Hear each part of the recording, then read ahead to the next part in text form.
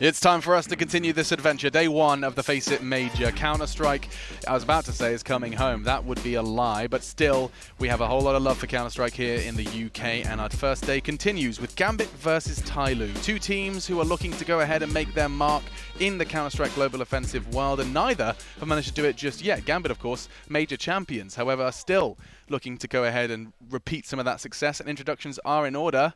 Me and Chad, me and my boy Sponge, are getting to be there for his very first death segment. Baby's first. Did you bring the candles? It's Daps, ladies and gentlemen, of course, the in-game leader, strategist, and all-round Canadian with a fantastic beard. Well, thank you for the introduction. It's so good to have you here, and hopefully you'll be able to give us a little bit of extra insight. I'm expecting the post-game to be a lot of fun with someone who's actively playing in Counter-Strike. That's when you'll be seeing things. You'll be in the Matrix. We'll be watching just Counter-Strike. That's where I think I can't wait to play with you. No, yeah. Right now, I don't know what I'm doing right now, but we'll work our way into it. So yeah. Just a couple guys talking about their favorite video game with 100,000 plus people watching. So don't worry about it. It's all good. Cheers, Chad. It's yeah, all good. all good, man. Sorry. Well, tell you what you can do. We're talking of those people watching. If those people watching wanted to get involved with us, they could on social media. It's just hashtag FACEIT Major and follow along and give us your thoughts. Nice and easy. We were already talking about eating food with our hands and a variety of different things. And carbonara. That was the food. Yeah. Anyway, Counter-Strike. So TyLoo versus Gambit, and I want to hear your thoughts on this and how the map's going to be playing out, because we're actually going to be doing the veto first in the essence of scheduling. So let's talk maps, and I swear to God, Chad, if you say TyLoo Mirage, just don't give them Mirage. You're shaking your head. Don't play Mirage. No, there's no way Gambit plays Mirage because it's TyLoo's best map. Oh, there it's gone already. Yeah, it's TyLoo's best map, and Gambit permabans it recently, so Mirage is just off the table instantly. Yeah, and then I guess this is where the typical best-of-1 maps do disappear, like the likes of Train, Overpass. So Keisha's gone early as well, so I think Inferno is probably one that may be looked towards. If they get rid of... Oh. I can read it out for you because I've got Legolas eyes. Yeah, so far we've lost Mirage, Cash, Nuke, Dust 2, and Overpass, and it looks like it's going to be Gambit's choice of map.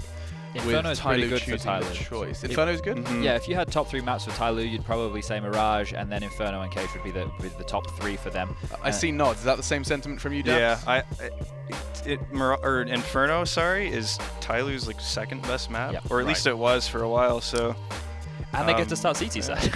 It's not bad. They're going to be happy with that veto.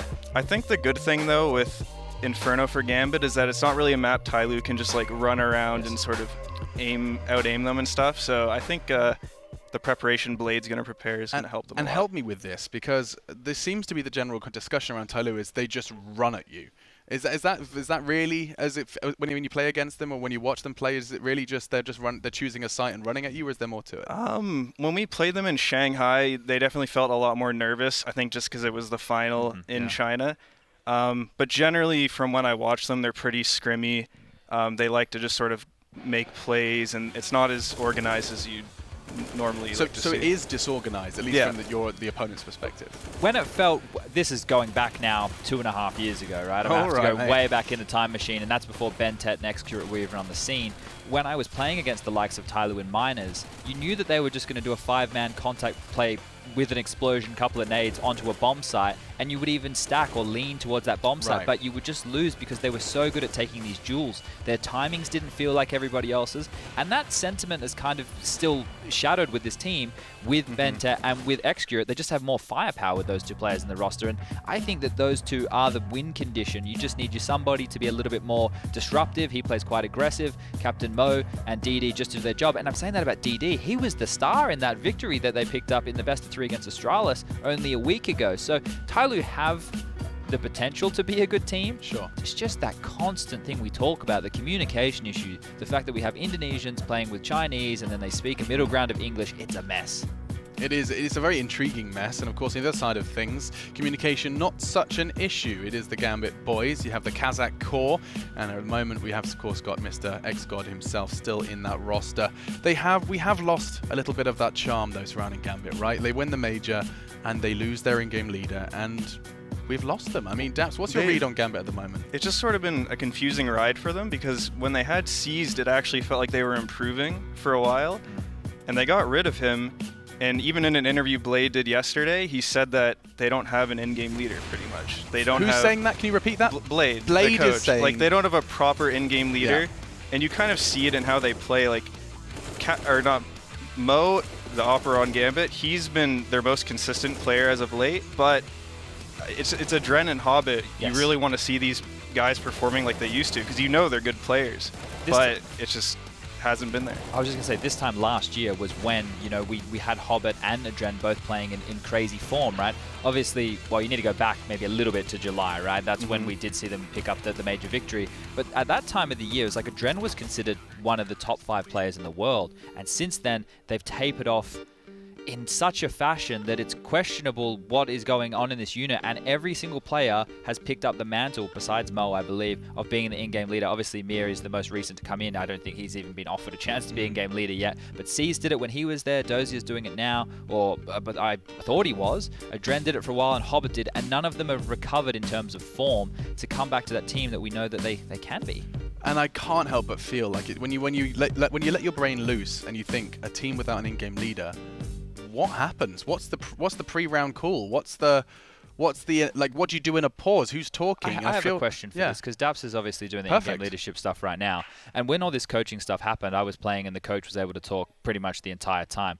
I don't know how you feel about this. When you have someone like Blade, who is prolific as an in-game leader, he could prepare a game plan with whoever they want to be the voice, have periodic pauses throughout, and then just say, okay, well, this game plan has failed, so we're moving to option B, we're moving to option C. It's obviously a lot of prep and a lot of pressure on the coach. Do you think, at least that's a possibility? You're probably a purist like me. You probably think it has to be in the server, right? Yeah, so I disagree with that. I don't think that's a thing, because even when we played them in Shanghai, they took 3 pauses in the first 6 rounds, I think, versus us. So clearly there was some confusion there, and we were even confused at why they took that many pauses versus us. So it has to be in-game. Like, the in-game leader controls the mid-round, and that's the most important thing in my opinion. Sure. Interesting stuff. I mean, I want to actually kind of hear not only your thoughts, but the guys at home's thoughts, and you can do so via upcomer.com. Stay up to date with everything major related, so schedules, results, real-time match stats, and all that stuff. And you can let us know who's going to win on their website or in their app. You guys have been voting, and it seems like, wow, I saw TyLoo get a bit of love there. But you can go to their website, or you can download the app via Google Play or iTunes. One of our many sponsors here making the major happen. I think it's prime time in Shanghai right now, GMT +8, so maybe all the Chinese are awake, ready and raring to go. And I love that we are seeing more and more of the Chinese presence, or rather just basically anything outside of the Western world. We do, of course, have China starting to make an impact. Korea's on its way. MVP, of course, have been doing some stuff recently. Japan at the minor? Their team was actually doing all right, considering the very small amount of offline tournaments they get to play. And the very small amount of time we've had to talk about this match. Apparently, they were already going into it. And honestly, with the way the day started, I'm not going to complain. Instead, we're going to sit back, relax, and you can too, because your casters and the game is ready. Let's see how TyLoo fare as they step into the ring versus Gambit. Thank you, Alex, and welcome, Mr. Damien Steele, on your first desk segment. Not deck segment. There we go. Okay? It's still early days. What's wrong with you? It's early days, man. I've been not up watching too much wrestling, Dad. But ni hao to the Chinese viewers who are, of course, watching on a Chinese stream, unless they like English commentators. Maybe they do. Give us a shout if you're Chinese and you're watching on the English stream. Ni hao. I don't know how to say anything else, but I'd say it would be a good way to maybe improve your English. Like, some people, like, they watch, American shows and stuff to improve their English, but listening to you, Jay, is probably best not to. Yeah, I mean, maybe. Not to take that I mean, approach like with I would say you speak better English than me, because I call out your English for not being real English, and it always is. So I know maybe my English is questionable at this point. Actually, so I read this take. So sometimes I've heard you say a word wrong because you've learned the word from reading, but you've never necessarily heard it spoken, or you've never used it in speech, really. And I used to make fun of that, but I've got a newfound respect for it, because it means that you learned the word by reading, James. So I can't make fun of you reading. That's the thing. Reading is important. Yeah. There's nothing worse than talking to a girl and they say, like, I don't read. It's like, that's a wrap. even if you're just having a general conversation, it's just disappointing. Girl or a boy. Not discriminating. Yeah, reading is. I don't read. What do you mean you don't read? What does that mean? But yeah, I think my worst one was aficionado. I used to say afficionado. Oh yeah. And then Dan taught me, he's like, no, it's not afficionado, mate. But there's probably some other good ones. Yeah, all the words which weren't originally English. Yeah, I think your most recent one was stoic instead of stoic. Yeah. That's a good one. It's interesting. Yeah. It is interesting, but indeed, TyLoo and Gambit. We were just in China. There's a lot of support, and somewhat unsurprisingly for TyLoo, but in China, I would say Counter-Strike is still an emerging game because, of course, they have. I think it's China where they have that Counter-Strike Online pay-to-win type thing, where Crossfire, isn't it? Yeah, well, I don't know. I say yes, but I don't know. But it's CS has a lot of growing to do there, and obviously CS is awesome, so it will grow, and I look forward to that. Yeah, it's really cool. I know, well, actually, before I just wanted to just close the book, as it were, on the reading discussion. The world would be a much better place, James, if people read more. Yeah. Just want to. But there are different ways to read, like engaging ways. I mean, because there's reading Twitter and then there's reading. Yeah, but I mean, you can read just a normal book or a graphic novel. Follow me on Twitter, by the way. A graphic novel or something along those lines. So there are different ways to read. I give people loads of books. Like my friends, I send them books all the time. Books are like one of the best gifts to give oftentimes. Yeah. I always give graphic novels as well, so it's more engaging that way. Picture books. Yeah, it's got pictures in it. I'd recommend Summit of the Gods, which is a graphic novel in manga form. It's pretty good. Nice. It's about climbing mountains. Will it be TyLoo or Gambit to get off the first, get to base camp or whatever it is? By getting a W here. We were waiting for one person to connect to the server, but Bente has just joined.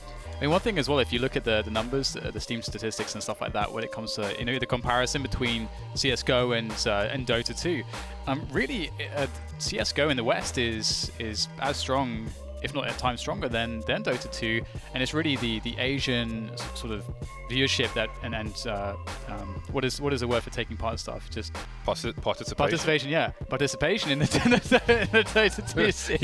We are like a third of the way there, I suppose. That really kind of bumps up the numbers so much, and inflates it by an extra 200,000-300,000, because I think it's 200,000-300,000 in addition.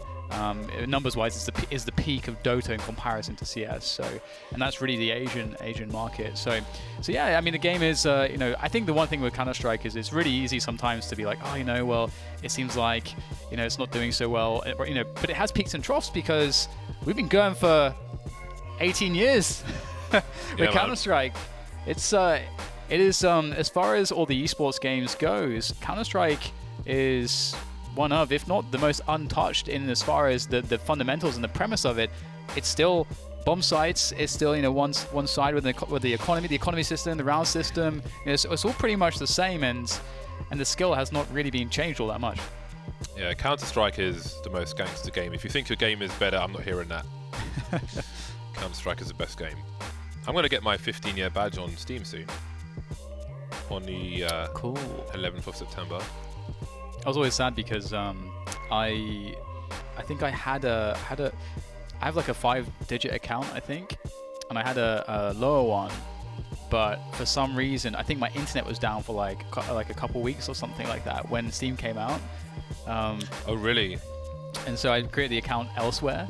But I did it with like a delay, so I could have had like a much lower digit than I had. Obviously, I don't know if that's actually worth thing. I wonder how much someone would pay for like a 2-digit account. I vividly remember. Well, SF paid for one, didn't he? And you got whacked. I remember when Steam first came out, everyone was like hammering the refresh button. Yeah. To get low accounts. So I think they had to delay it like 2 days. So I had to stay up late. I was young, and I had to stay up late again to do it, but yeah, my Steam number's 1197. That's it. Easy to remember. That's not bad. Yeah, but my friend who was also spamming at the time, he got one slightly lower than my one. Oh, nice. But I mean, mine's low enough, so it's cool. Yeah, it's so actually. I didn't buy it. I was spamming there when Steam came out. I was one of those guys.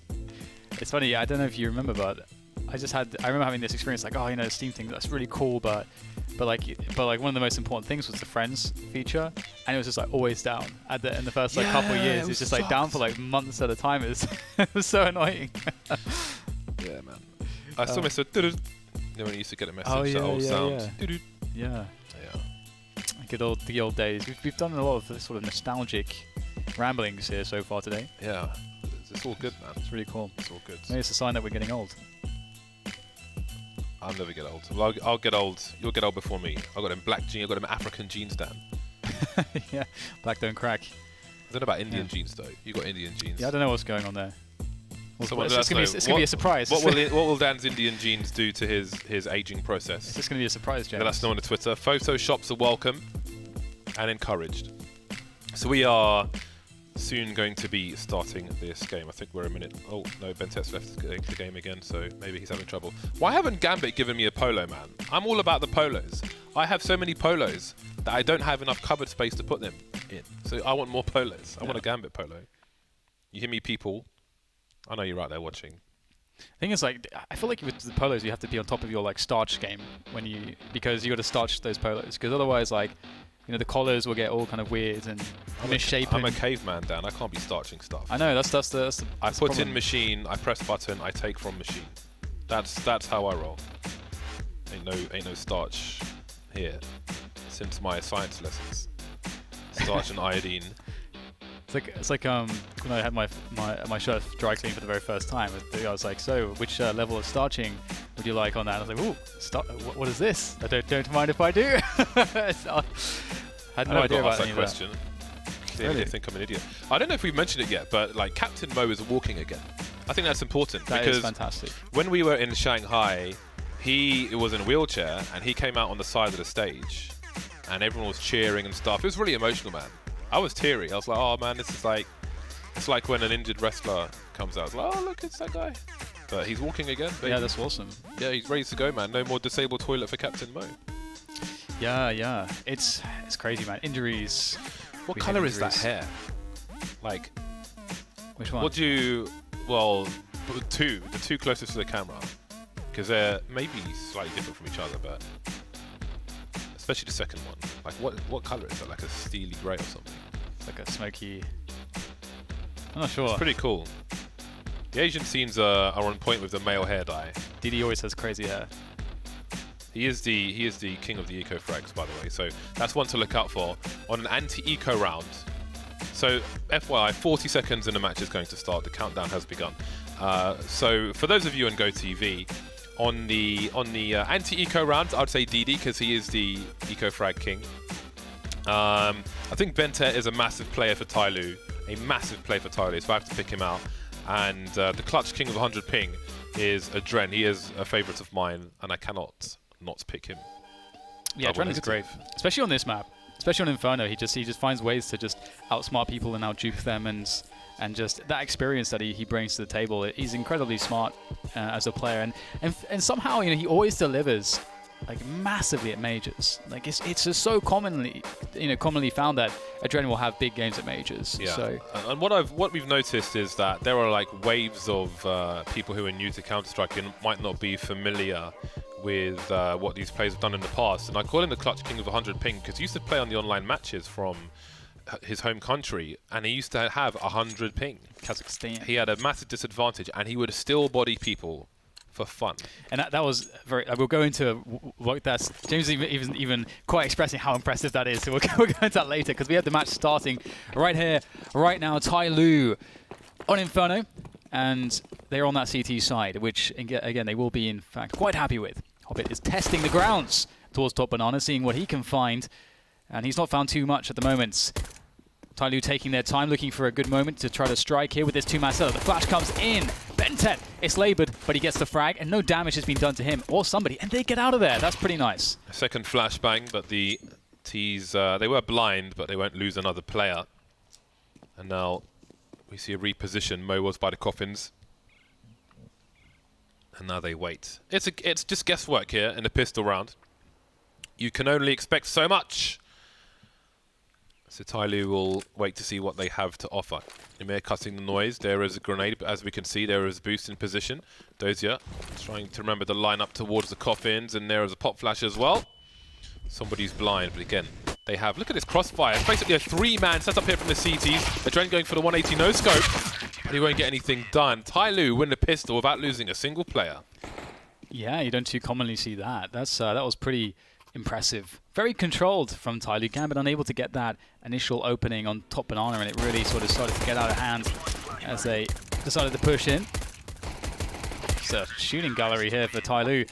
Great start for them, and indeed, you know, we often see TyLoo doing very well in Inferno. I think on the desk they say, you know, it's like their second best map, and it's So they're going to be reaching comfort. And this is cool from Gambit. They go 5 CZs, nothing. Oh, and well, okay. For some reason, I thought I didn't see Kevlar, but obviously it's a full force spy. But there's no grenades. Usually with this, having just one player, just even one player with this a P250 instead and a flashbang would be really nice. Nice. No nades, James. None. Yeah. I always want to see. I mean, just sacrifice one player because you still have 4 players to kill and 1 player to help you get into position. Now they've seen someone's in library. What can they do about it? 1 player's been tagged. Now 2 players have been tagged. You just don't know. I mean, maybe you would have a flash or a smoke go somewhere else, but I'd like to see that maybe. Anyway, we have lost the CT now. Captain Mo's been taken out. Indeed, he's got to be careful because they're using numbers game. See how they abuse it. Player jumping off the balcony, double peek from short. And now Gambit are in a strong position. And this, you could argue, is already a save. Unless the M4 can get something done. Yeah, it's pretty rough. I mean, they're going to be force buying next rounds no matter what around this. So there might be a good argument to try to do as much damage as they can as well. Let's see what they can get. Somebody does have the UMP here. He's got an incendiary, so he could actually throw that in Hobbit's position. But he's going to be patient, and that will reward him. And he'll keep that incendiary. He's going to try to fall back, and that's it. 1 gun possibly removed here, trying to cover his tracks in case anybody was trying to rush him down. But yeah, what a disaster. I mean, it's quite cool to watch the movement from Gambit. Somebody, sorry to interrupt you. He was moving forward towards the balcony, and I thought he was going to die, but then he started moving away again, which is good. Yeah, and Gambit's movement there was really interesting. We saw the 2 tags from the scout. It looks really good from that point forward, but then there's the pressure to kill those players because otherwise we see this position. The CTs are trapped in the pit, so it's very hard for them to fight the players coming from arch side because as soon as they start doing that, the 3 players around them, around the balcony and around quad, will just jump them. So they get into this impossible situation. So that split was really effective, even though they had 0 grenades. Zero grenades. It was really, really strong. So 1-1, and the worst has happened for TyLoo. Technical timeout has been called. And our admins are getting to work. This lady was just at DreamHack Stockholm. Has flown here to boss the players around here as well. So hopefully this will be resolved shortly. Don't forget there are souvenir Inferno packages dropping, so make sure your Steam account is linked to all the relevant places where you are watching the broadcast. On Steam TV as well, that's a new one, which is interesting. But of course you've got the Twitch, the YouTube. He's telling that player, be quiet. This is not a time to talk. Shut up. The international communication for be quiet as a finger to the lips. And speaking of something that's technical, I guess I could add on to James's point earlier about Adren and why playing with 100 ping was particularly impressive, because I'm sure a lot of you played matchmaking and Counter-Strike Global Offensive with 100 ping. You're like, well, that's not too impressive. I can do that. Back in the 1.6 days, we didn't have anti-lag netcode. Of course, there's netcode because that allows you to play on the internet with people. I've tried to play without a proper netcode before. It's really weird. Won't go into that though. But I don't have time to finish this. We'll pick a good spot later. That's a shame, Dan. to no doubt about anti-lag netcode. Anyway, we have the 1-1 situation, the weapon save, the force buy. This is actually quite dangerous from TyLoo's perspective. They've got some firepower here. That scout connects with a couple players again. Oh, meaty, yes. Reuben sandwich. Is that your favorite one? It's just the one that comes to mind. It's pretty meaty. I'm thinking what's meaty? A Reuben sandwich. It's got plenty of meat. Those 2 pieces of bread are very far away from each other. There is a nice boost. Don't see that in a competitive match being successful very often, but that is an early pick for TyLoo. With that single M4 they have. We recently recorded a new Sounds of CSGO episode of the M4. Outdoors this time, but more on that perhaps later. We have a concentration of Gambit players towards this A site now, where 3 CTs await their push. Bentet having a quick look-see. He's got no one really to throw him a nice pop flash. He'll have to do an obvious one, and the T's are still far behind. That's a grenade to add to the repertoire. Mo had opportunity, but DD will trade at the very least. Bombs on the floor for now. 38 seconds, and there's Hobbit taken down on the balcony. Bentet has to defend, elevating his position on the site, which will really stop him from getting pre-fired. The flashbang misses completely, falling back now. He knows there is a second player, and he's positioned himself very well. Bentet goes down eventually, 1 versus 2. Dozier, is there time for him to plant the bomb? Apparently not. TyLoo will win the round. They were ill-equipped, but Bentet was huge on the A sites. Yeah, that was really nice, that defense, and the weapons they were able to scrap together from the previous round really helped out massively. Made the difference with that force spy. Gambit did not get a bomb plant too. That's a big problem. If they had gotten the bomb plant, there's a pretty good argument for them to go for a full force buy here. It looks like they are. Perhaps there was some discussion here because we see a late buy from Gambit just leaving spawn now. So it seemed like they went on the same page initially, and the force buy was eventually called for Gambit, and they have enough money for the 1 AK on Mir. So that's an AK that they can sort of transfer between players if necessary. And the teams from the CIS region have a lot of really cool rounds where you actually save behind 1 AK and so on and so forth. But obviously this is the force buy. But point being that they are quite used to playing out rounds that are similar to this and making them work. And there's a top mid take coming in from Gambit. Somebody looking for that info. That's the kill you've got to get, somebody. Got to make Hobbit nobody, but Bentet will do that job. Spots one player charging towards him, and he is on his own. He's up against 2 rifles, 2 pistols. Seems 2 of those rifles are on that banana position. But Bentet's the man you want in that bad situation if you have to pick someone on TyLoo. And now Gambit slowly starts to creep towards the A site, but are they having a change of mind? It's down to Dozier to communicate as much information as possible. How many players does he spot? He sees one player go towards Arch, presumably rotating towards the B bomb site. That might give the call to go back towards A.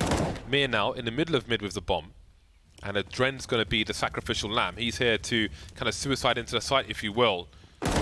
Explain that in a second. There is a trade from Captain Mo, and he sees nobody else. Big frag from Dozier, and now the bomb has to go down, but with 10 seconds it's dropped. DD can't deliver the next frag though. Is there time? Oh, he's got to go around. Oh my god, it's going to be so close. Is he going to get the bomb plant? Oh, just about. That leaves Mo in a 1 versus 2. It's very doable though. Dozier's weak. The bomb just freshly planted, lots of time. No grenades though to really make this easier, and the crossfire to deal with. It's a classic crossfire, very, very difficult. You're going to be showing to both players at once. There's nothing he can do, it seems. Unable to juke them out of position, and that will be the round for Gambit. A very, very tightly won round by the skin of their teeth, in fact. Indeed. So sometimes if you think of a fake being offered towards one of the 2 bomb sites on a map, you will think, okay, throw some grenades and then run away. But especially in a professional match, that isn't always necessarily convincing. So you see, they leave Adren on the B bomb site as an investment. So when I say suicide into B, basically he is playing to frag out on the B bomb site or die trying, because the investment of players into that is selling the idea of the fake to their opponent and raising the level of urgency to go towards that bomb site. So it's definitely an important concept. I want to say G2 once did it with only 2 players alive, where they had the bomb outside Monster and somebody rotated to A, which worked out for them. So it can be a very powerful tactic, but it also comes with its own risks. Don't know how many players Dozier sees here, but won't be too shy to pick them in a tight choke point. Oh, Adren. That's what I'm talking about. That's why he's on a Go TV. He got popped, and they will just crush the remaining defense. Accurate. It's going to do a lot of damage there, picking up the AK-47. A second kill to be had, looking for more perhaps, but with 10 HP now, he can't really entertain too much else. But Bentet finding Hobbits. The back of his head. A very welcome sight, and that's a Mac 10 collected, so not quite as nice as X-Curate's shiny AK-47. And looking to get more damage done in here. More pressure added on. Ooh, just a full spray there. He has time to finish this one off. That movement speed of the Mac 10 looking really good, and they make it work somehow. I don't think anyone expected that to work out for them, but it somehow did. Beautiful stuff from TyLoo. How on earth has Mir left himself completely exposed to the B to CT spawn like that when his teammate was killed on the B bomb site, unless there were some bad comms. But I don't really think you can assume that he's coming from one way or another. So I mean, you can see here, he was basically facing top mid, exposed to Arch and Library. Yeah. So I don't think that could have been a lot better in terms of post-plant positioning for Gambit. Don't know what else to say about that, but here we are. TyLoo have been offered a lifeline, Excurate with the AWP, and now look at the buy of Gambit. It's trash. Yeah, this really changes things so enormously. TyLoo get an opportunity to, if they win this round cleanly, which they have every advantage to do so, they get this awesome position where they can start to build some momentum and really reach a comfort zone. I like the double HE there towards the Log's position, that's something that we're seeing more and more from teams. And, you can basically push the Ts into that position and then you nade it. That's kind of how it works. You don't just throw the HEs for no reason. It depends on sort of the nades that have already been thrown, which makes it likely that there could be players hiding there. But it's in the meta game now, so people are better at avoiding it on the T side perspective. As we see Gambit going back to look towards this B bomb site for an opening. Smoke currently on CT, as you can see. Bentet on the low ground. Mo lining one up towards the coffin position. And now the whole Gambit team is here. This is a 5-on-2 situation. Bot flash into the pool area from somebody. And he's isolated from his opponent now. What can Bentet really do? Does he gamble fame through the smoke? Might get sprayed by his teammate, but somehow he gets 2 out of it. And he keeps it competitive and even gives his team a man advantage on the retake. Already close, trying to secure construction, at least towards the door. How do Gambit prevail here? That's a big frag from Mir. Wins the 1v1. Keeps the integrity of numbers here on this 2-man setup on the bomb plant. As soon as it becomes 1 man, it gets very difficult. And now Dozier 1v2. They don't know where he is. That's the only advantage he has right now. Can he convert that into a frag? They look for him. And Captain Mo able to turn back around to take down Dozier. And that was an opportunity there for Gambit. But TyLoo will secure things. I don't think they're going to find the AWPs here at the end of the round. Okay, 1 AWP was collected. That is something for TyLoo. But that was a close call. Wow. So that was very close. I think Dozier gets that kill 9 times out of 10. Yeah. It's pretty mental.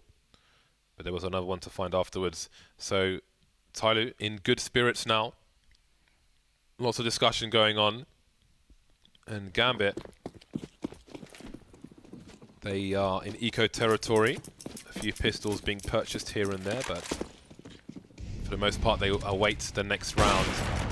Again, you can see TyLoo are on top of the monetary situation. They know what Gambit don't have, which is why you see those peaks all the way down on Inferno. Were more popular, more prevalent in the older Inferno. How has he got 45 HP after a double nade? I do not know. Anyway, we've got the numbers game being attempted. They're trying to abuse the numbers here towards top mid, but it's not quite working out for them. 1 pick is something rather than nothing, and that is expensive for TyLoo. That can be 5 to 6k taken away. And now Gambit are back on the buy. And one thing we know about TyLoo is that, from an individual standpoint, they have some scary performers. You look to, previously we would think, initially with TyLoo on the scene, you think about Captain Mo, you think about Bentet.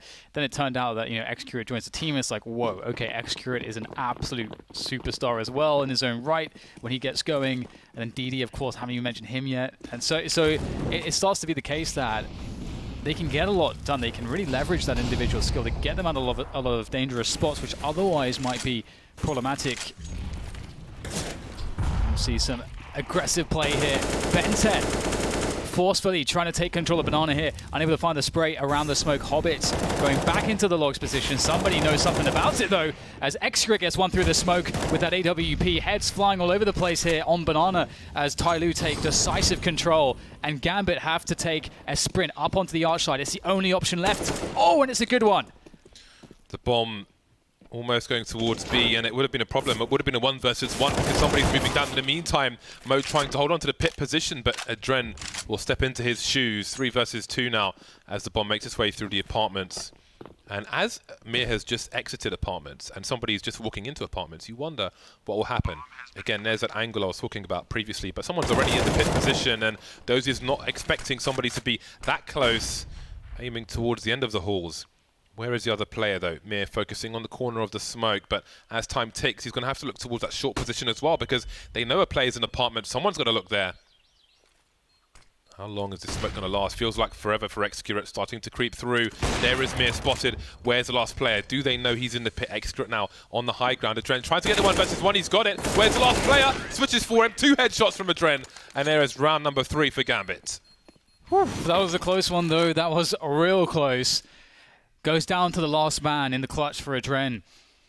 And that's a 3-5 scoreline now. Gambit only 2 away, but from an economy perspective, things are looking pretty shaky for both teams here.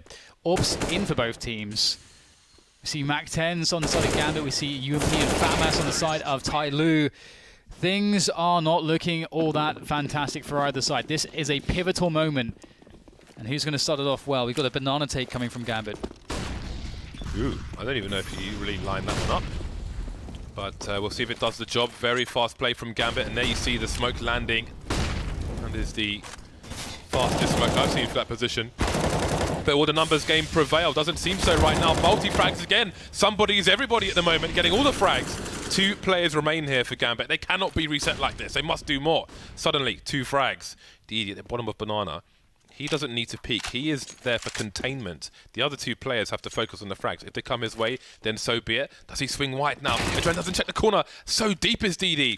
And now Mo has to find something as the last player. Does the net start to get closer? He peeks before the grenade, but can't get the kill just yet. Baits Mo out and finishes off the job. Great play from DD. Great patience not to overplay his position. And that is the reset for Gambit. Yeah, that was quite cool to see from DD, absolutely outplaying his opposition. And that puts TyLoo to 6, and that puts Gambit to a smashed economy. We just mentioned it. Very fast round. That's what Gambit wanted to do. They wanted to switch up the pace. They've been playing slower rounds, and they really wanted to try to frag out and challenge towards that banana position, but it was denied them. Double orbs here for TyLoo. That's a scary prospect. We'll have to see, though, if TyLoo are good at using these double orbs. It can be a double-edged sword sometimes, or somewhat of a glass cannon play style. Can do a lot of damage, but it can also break very easily if the right amount of pressures are put in the right place. And Gambit looking to explode on top mid, but once again, no grenades. It's got to be peaks with the Deagles to make it work. 2 Deagles and 3 Glocks. We have a vintage bait setup here. Or I would call this more AWP support, but it does work as a bait as well. To Excurate's right stands DD in the corner. He is the cleanup operation. And you can see Adren, he's poised, he's in prime position for a pop flash top mid, but there is no flashes, no grenades. I hate cheaters, kick things off for the CT side, and those are 2 massive frags on the arch position. That's the bait setup completely collapsing. Now Mo's got an AWP. That does not bode well for TyLoo. 2 Deagles, 3 Glocks, and nothing else. The AWP of Mo is finally eliminated now as it comes down to Adren with a Deagle and 7 points of health. That is a very sore look here for the remainder of this round. And Gambit will concede it, but they did a lot of damage. Both AWPs collected. It actually seemed like the E button didn't work for Mo for a second there. You had to actually run over it and drop the gun. I'm upset, man. The E button has betrayed me because they made a fix for those grenade on gun bug thing, but it just like flat out said no. Flat out said no. The FAMASs have gone from the CT side. Now they're looking well equipped with these 2 AWPs and the M4A4s. I can't believe Gambit got that far with that arch setup, but sometimes you get shots in the face. What can you say? What can one say? Somebody playing close. Ooh, Hobbit's going to take one in the leg. Still walking for the time being, though. Somebody trying to make him a captain mode. Excurate forced to fall away after taking his shot. Molotov into the smoke. Not too shy, though.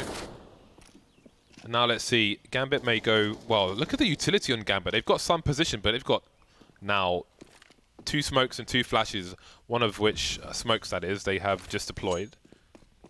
So now they've got one flashbang to make a play into a site. And they're not really in position right now. So this is, even though they have some position, I think they're still in a spot of trouble. Yeah, they seem to prioritize firepower massively over utility, and we'll have to see how that style works here against TyLoo, who love to fight themselves. And if there's nothing to stop them hitting the shots, this is how it's going to go. Counter grenades coming in now as the orbs start to do damage. Good flash. No frag from it though, but somebody's there to deliver in its stead. As his teammate goes down, BenTech can only watch somebody just kill everybody here as Hobbit tries around the corner, and he should be able to find him. Somebody indeed will go down eventually. Is there a chance here for Gambit? They've got 25 seconds. Oh my goodness, Hobbit, he might be making this one work. There is space to plant the bomb now. Does DD peek from the front? Oh, Mo's got the cross. The tables have turned. Mo, quite a capable sniper. The flashbang goes too far, misses a shot though. I think he moved just before he pressed the trigger. So now they know where he is, but where is Hobbit? The location of the bomb plant may be a clue. That's a great snap from Mo. And now the other Mo is left in a 1 versus 1 after picking off Captain Mo. I think DD may have touched a bomb, but Mo doesn't believe him. He's scoped in. He goes for a jump, but not quite going to work out for him. And Gambit managed to make that work again. That looks really bad for them. They lost 2 players before they even really executed into the B bomb site, but somehow turned it around. And it's round number 4 on the board for Gambit. Yeah, that seems. I can't pinpoint what exactly were the big issues in that round. I'd have to see it again, but Gambit absolutely shouldn't have been the team winning that round, that's for sure. TyLoo are not going to be enjoying that one, and especially considering what it's done to their money. Oh boy. Yeah, it's definitely a pivotal moment at this point, as TyLoo could have run away with things. You know, it should have been an 8-3 and so on and so forth, but enough about that. We have the pistol push in the apartments here for Gambit to deal with, and it might work out. You can't rule out TyLoo when it comes to these pistols. They are doing damage. They steal away Galil. Says hello and falls back. Not a good start for Gambit. It's been a very back and... Oh, no one heard this? Okay, they did. So you can see the slow realization from the players in mid. Hold on. Who is jumping in second mid? It's not one of us. And that's the Galil taken away. Moving up towards Banana now. Bentet and somebody awaits. But really, it's Excurate with the... Well, Excurate and Captain Mo with the dangerous pistols here. The USPs, there's only so much they can do to these players in their current state with all their health mostly intact. So, TyLoo needs to get that CZ going. But the CZ is alone on a P250. A dink would be nice, but you need your teammates alive as well to capitalize, to pick up weapons and so on. TyLoo don't have that right now. Bentet with a cheeky push. Gets a kill for free. With a USP. So it was a P250. 300 for 300. Now execute it with the CZ. Lower kill bonus. Now let's see. Can there be an overextension from Gambit? If Hobbit gets too close to this corner on his own and an AK is picked up, who the hell knows what might happen? They should be wise of that. No need to venture to the close corners. Can play from range as is possible. They'll feel safe going towards CT. They've got angles for a cross towards the site, and Adren is still there on Coffin, so everything is stabilized, at least for now, for Gambits. Yeah, they've been afforded an opportunity back into the game, and they can still take control of the half. So they edge ever closer to their opponent's scoreline. Looking focused, looking composed. Now, what is the next step here for TyLoo? They've managed to get together an AWP, a couple UMPs, and a couple of FAMAS. They've got a decent grouping of grenades with this. They want to play it passively or aggressively, that is the question. Gambit have a very high amount of utility here, so any utility battles should surely go the way of the T side. So you might want to see TyLoo being more conservative so they don't run out of grenades too early. They are looking to take control of Banana ever still. Ooh, that's a meaty one. Meaty grenade onto the feet of Hobbit, and he jumps into the flames. He just had enough, Dan.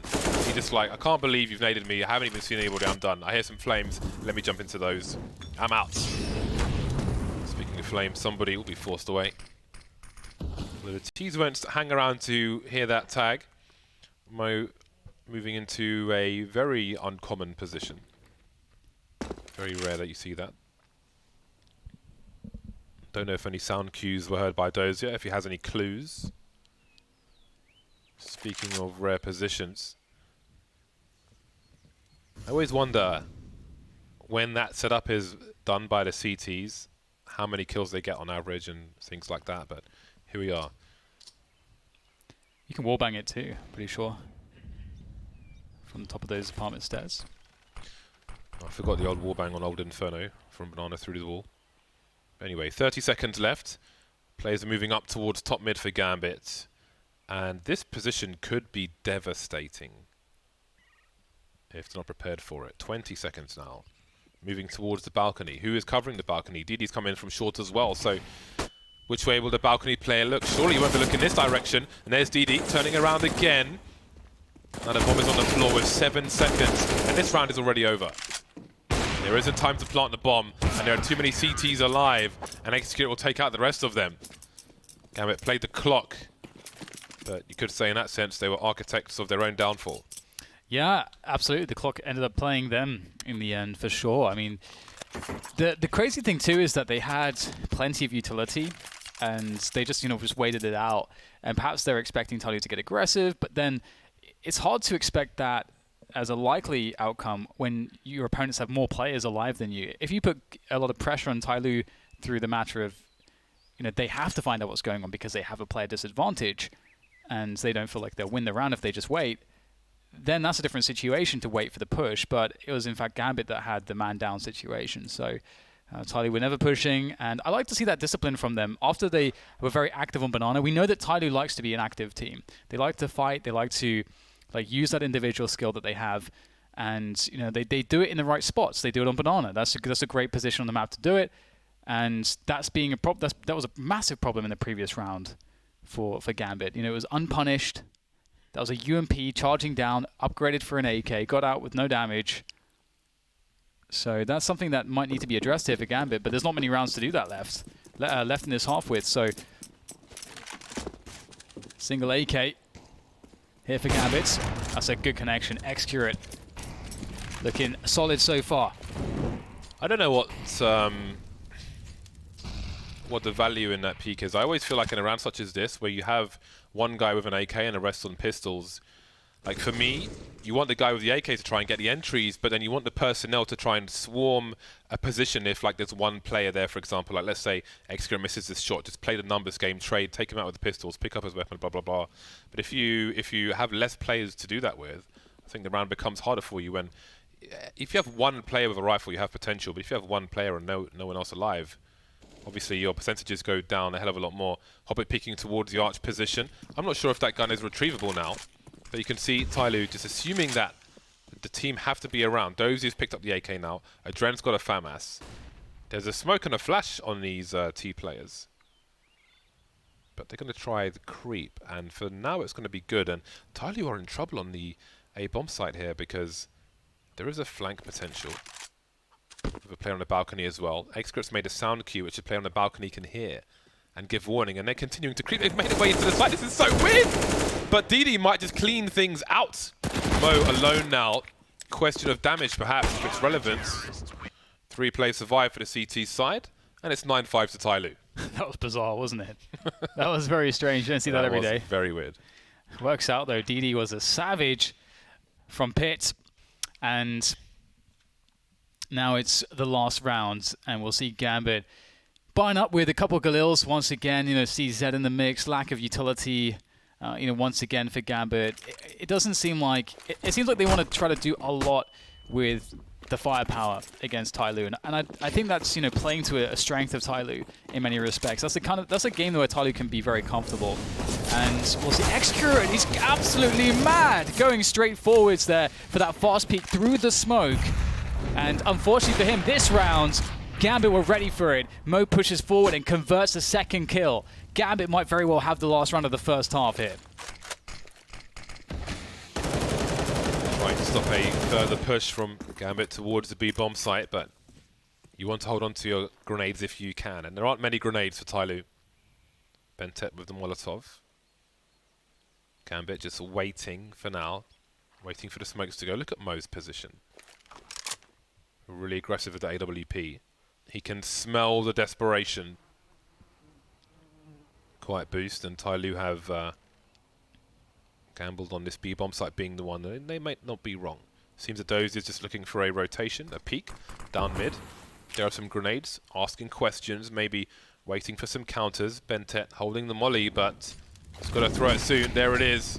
Doesn't do much. Oh, DD missing the mark. They can't see through the smoke, but he and Bentet will get 2, 3 now.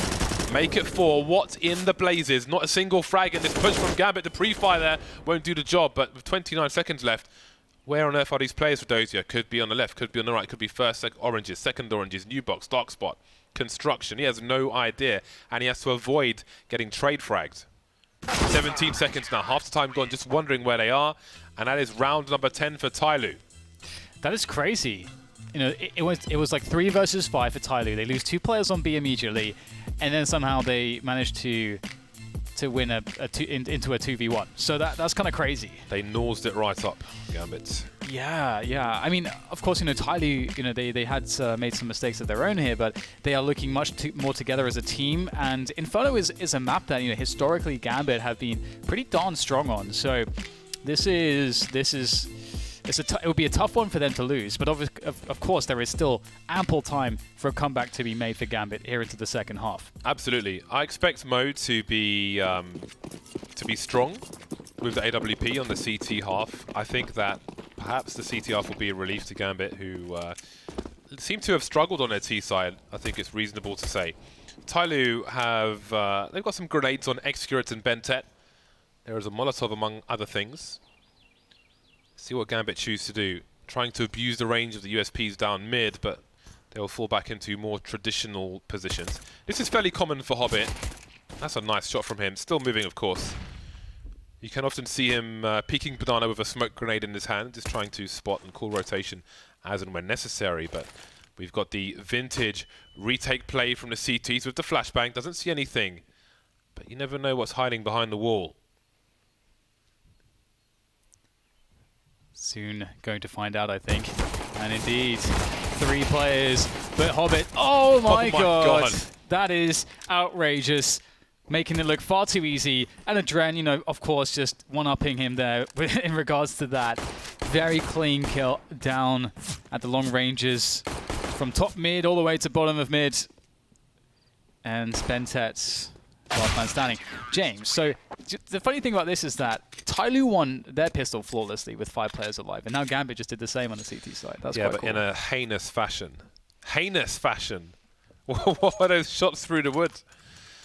Maybe he is very in tune with his game sound, because I mean, have a look at this.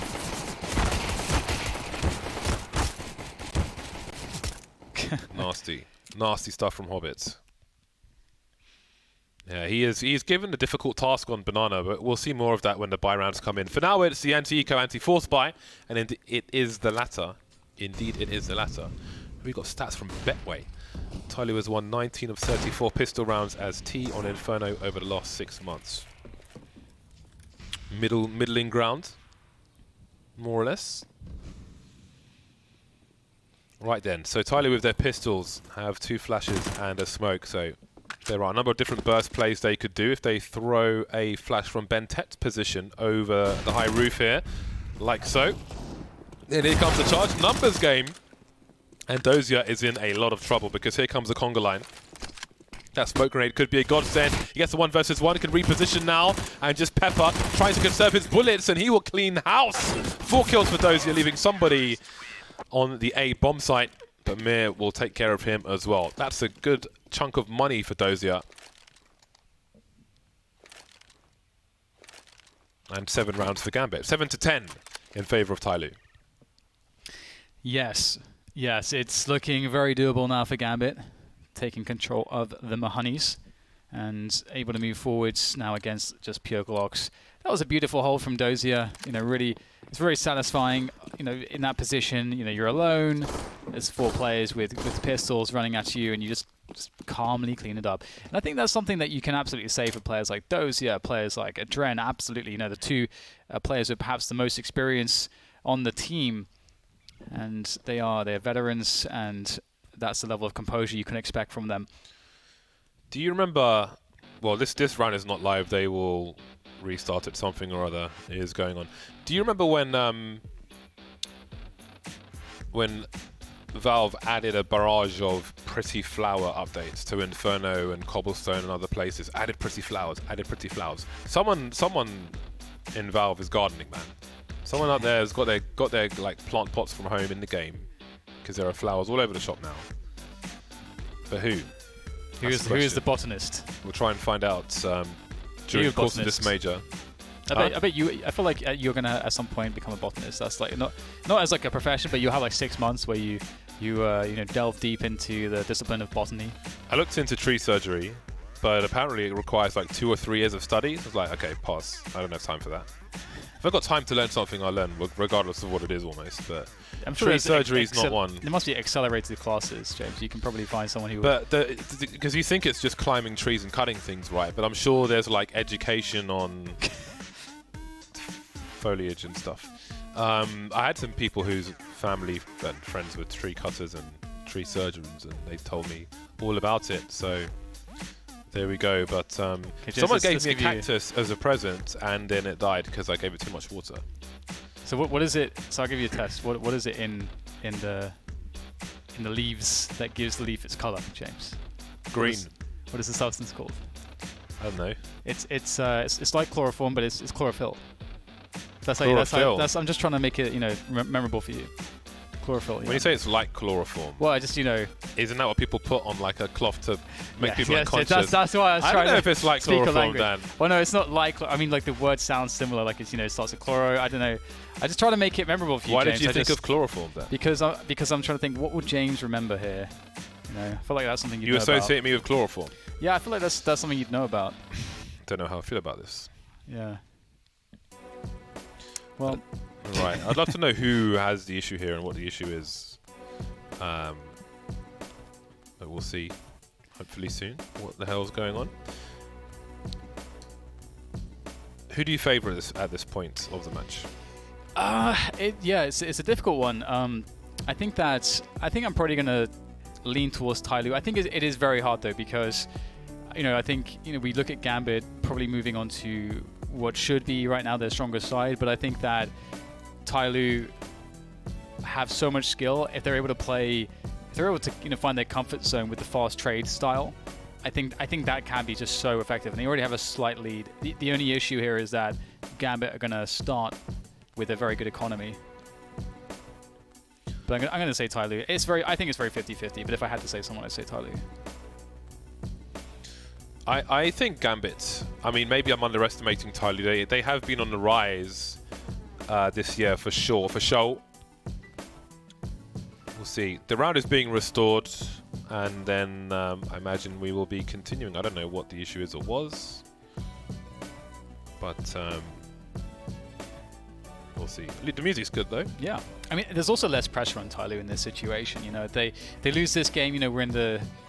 They won't be knocked out. So they're gonna have more chances. Obviously, when you play an opponent like Gambit and you're TyLoo, it's such a winnable game for you though that you absolutely of course there is some pressure to take it, but knowing that you have some lifelines if it does go wrong, does I think alleviate some of the potential pressure, and I think that's an advantage that you could perhaps say that Gambit would have over TyLoo is that experience of playing at this level in majors and so on. Obviously, Gambit won a major as well. Yeah. Feels like a long time ago now. Yeah. In Krakow. Yes, indeed. So Gambit had some kind of issue of some description. Don't know what it was, but we are back into it now, and on we go. The UMPs are out. I've never really used the UMP too much myself, but it is good for making some monies. Of course, you could argue fell out of favour somewhat when the damage fall-off was increased. So it wasn't as good as it previously was. But here we see 3 UMPs UMP45, a literal upgrade to the old MP5. More on that later. This cleanup will be brief. So the UMP45 is essentially like an MP5 2.0 with, I forget what the stock thing on the back, the folding stock thing is called. I forget what they told us about it. But if you look at our Sounds of CSGO, you will find all the edumacation there. It is explained in the video. Here we are. Now TyLoo are back on the bye with a 2-round lead over Gambit.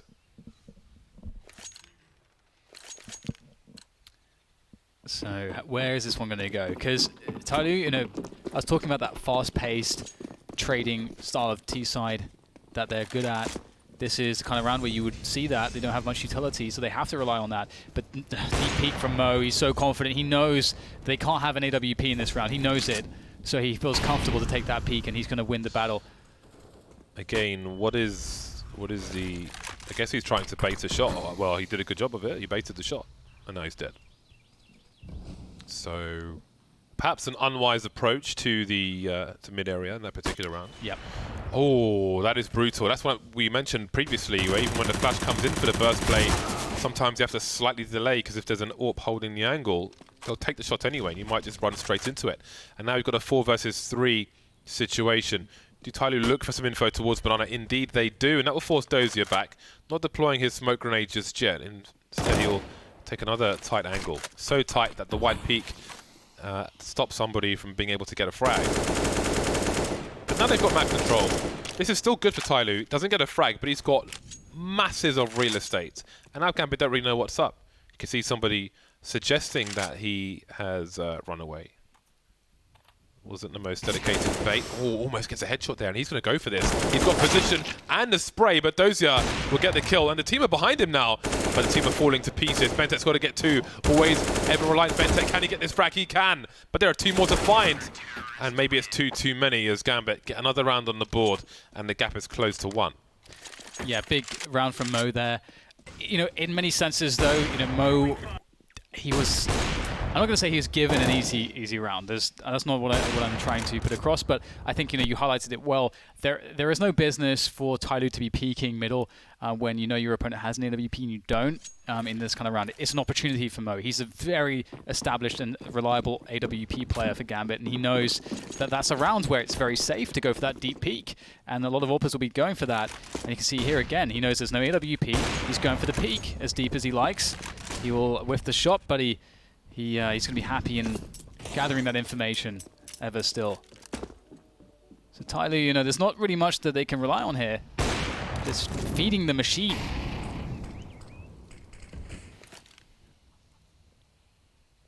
Mo doing a good job so far on the CT side. He is very dangerous, isn't he? He could absolutely make the difference here for Gambit.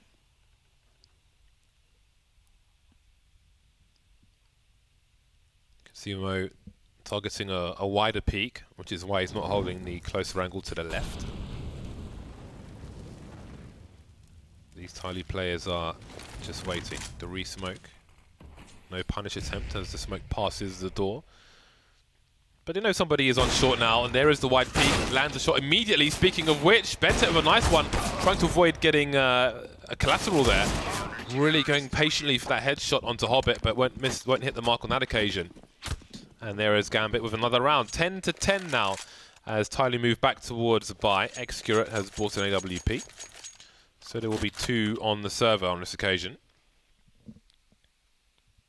Now let's see if Gambit can continue their winning ways. They've won 5 from 5 so far in this second half. No momentum just yet for TyLoo. Yeah, it's really tough. Excurate picks up the AWP, and you know, Mo this round are very unlikely to take a deep peek again. He's going to be much more shallow. Flash over the top here. No peek at all from Mo. He's keeping a shallow angle still. And meanwhile, TyLoo will harass towards Banana. Gambit with a much more passive approach generally than their counterparts in this matchup. TyLoo, who really hammered it on their CT side. That said, Hobbit's in the smoke here, looking to burst out with a flashbang. Going for the play. Bentek looks for it, but all he's looking at now is the ground as Hobbit is successful in his push. That's a 5v4 now for Gambit. What TyLoo do? They still need an opening. That was a pretty cool peek in my opinion. Yeah. Not the normal one that you see. taking players by surprise, but ready to take the duel. He knows he can't just run back to B for free. He's got to stand his ground and get some man advantage for his side. But again, TyLoo, they've got position now, so despite having a man disadvantage, if they pushed now, they'd have a 3-on-2 towards the B bomb site, but Gambit will buy more time for themselves with the smoke grenade. Mir has one towards the A site as well, and Gambit don't have all the... Sorry, TyLoo don't have all the map control in the world. Somebody was second mid, but now they fall back towards B to focus on that position. Gambit have no eyes towards top mid, but what the hell is Diddy doing there, they may ask. And now we've got more players coming in, but one by one, not really moving into a trade situation, TyLoo, so spread out from each other that they can't use that numbers advantage, even with a third player towards B. They had 4 players, and now they've got 1. No success on this T side so far for TyLoo. And they're up to max loss bonus. And there is enough money with this save to force out a buy in this next round. It's not going to be amazing. Xcurate and Captain Mo don't have the best situation on the money, but Gambit really steady at the moment. You know, I feel like Mo is... Look how far away they are from each other. Yeah. The next guy comes into peak, and then where's the trade fragment? Those is already hidden and re-peaked by the time the third player comes out to trade for the second player. So they really didn't use the numbers game at all in any of those duels. Yeah, very bad spacing for the trades. And Mo, he's been so solid. Oh my god, the confidence in Mo going for that peak. So confident is Gambit at the moment. Hobbit showing that there is a second AWP now, and that is not a very welcome sign here for TyLoo. They've taken some control on Banana, but the cost has been enormous. Oh man. It's great to see, you know, Gambit playing comfortably, but at the same time you feel like, oh boy, no, that's depressing, isn't it? Oh, gets it, nice. But yeah, you feel like TyLoo have made it a bit easier in some spots than they otherwise might have done for Gambit. Still 3 players remain with a minute on the clock. Smoke towards the arch position. And now while this basically says to Gambit, we're not going arch, they can pop flash burst through that smoke as well, so they have to consider that. And Mo will focus on that smoke from the library position. A Dread caught in no man's land. And those are 2 frags for TyLoo. 2 versus 3, and Mo has the cross, but he's got no help from Arch, but I don't think he needs it right now. He spots an arm, and that's enough to take out Bentet and see the bomb. 33 seconds, 1 versus 3 for somebody. And every second he doesn't get a frag, Dozier's flank gets closer in that short position. He's not shy to give him the sound cue. Somebody's got to find something, but there are so many targets. And he will get taken down. Gambit move to round number 12. Again, they haven't lost a single round in this half. Yeah, they are just an autopilot at this point, just so comfortable. There hasn't really been any sort of round that really pushes them or stretches them. You know, we see again like Mo able to move around the map as he pleases, pretty much winning every single fight. I don't know if he's even missed a shot. I don't think Mo's missed more than 1 shot. I would even go so far as to say. And now Hobbit's picked up an AWP towards Banana, and we're not seeing TyLoo in these positions where they're able to slowly force Gambit back. They take top mid, they can run an execution or a fake. You know, like these kinds of more normal, you know, late game scenarios in Inferno T-side, we're not really seeing it. TyLoo is struggling to keep players alive to get to that point. Tactical timeout from TyLoo at the moment. Lads, we're not doing nothing on this T-side. We've got to win some rounds. They're only 2 rounds behind. But I mean, they started the half 10-5. But they have to forget about that now. That's in the past. It's not relevant anymore. Got to look towards the status quo and look towards the future. Gambit have a 2-round lead. We, TyLoo, are at maximum loss bonus. Let's pull out the guns and let's get going. What do we need to change to be successful here? Are we going to see some aggression in the apartments from the CT side? Adren going through, maybe just spotting second mid because he's gone all the way back out the balcony, back towards A. So not really giving Gambit an early advantage if they don't need to.